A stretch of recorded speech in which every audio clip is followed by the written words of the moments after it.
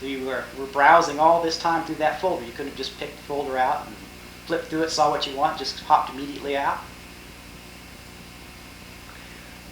I pulled the folder out and looked through it just enough to see that it was documents that Did Beverly know that you were looking at that folder? Yes. Was she in a position to see that you were looking through a folder that had those documents in it? Yes. How do you know? She was to your back, wasn't she? Because she was standing just at the right front of the car. No, now she's at the front of the car.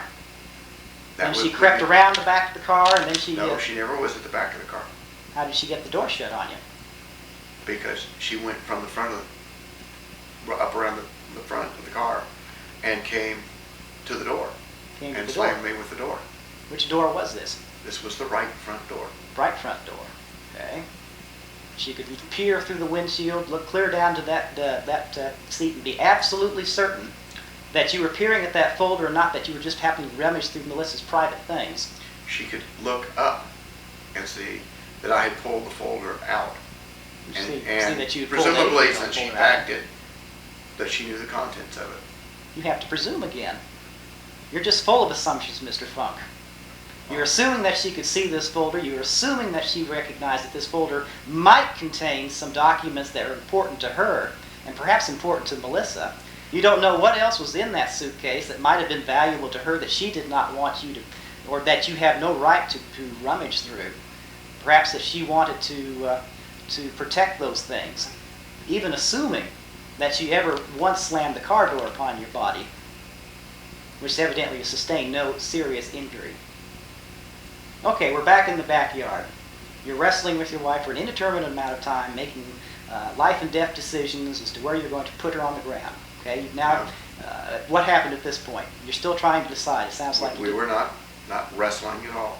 We were still both standing. Still both standing. She was still tugging at the folder. I still had both hands on the folder as well. And you weren't going to tell her that you were going to stop and let go. Okay.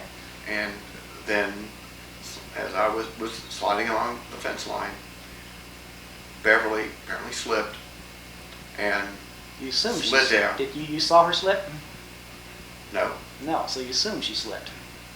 I did not do anything to cause her to slip. I did not knock her down. That you know of. You're a big man, Mr. Funk. You move. When you move, inertia may cause her to stumble backwards. I was moving slowly, and she slid forwards. She slid forward. She would not have stumbled backwards. And so you couldn't have pushed her? No. She couldn't have been behind for my direction of motion. So she's now behind you. Yes, I went through the gate first. You went through the gate first, and she's dragging behind you. She is following behind me. He's falling behind you. And she's now apparently tripped or slipped. She's gone down to her knees? No. No? She slid all the way forward and down to her back. She's on her rear end? No. She slid all the way down to a prone position. Okay. She slid on the pavement? She slid on the grass. Slid on the grass, okay. And you of course ripped out the folder from her hands at this point. No. She's still holding on to the folder, is she? She's still holding on to the folder. Even though she's now having to drag not only on that folder upon 300 or 400 pounds of human being with it too. So she's pulling you down too? She pulled me down too. She pulled you down too. My goodness, she is strong.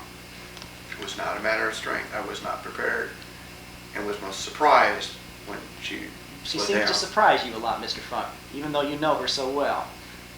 Okay, she's now slipped down to the ground by some strange happenstance. You're hurtling towards her on the earth. What happened then? I came down to a squatting position. The folder is now over her chest. And she then pulled the folder pointedly, instead of pulling it down, now pulled it sideways toward her mouth. She curled, she lifted her head up and bent her entire torso toward the folder and bit my hand, which was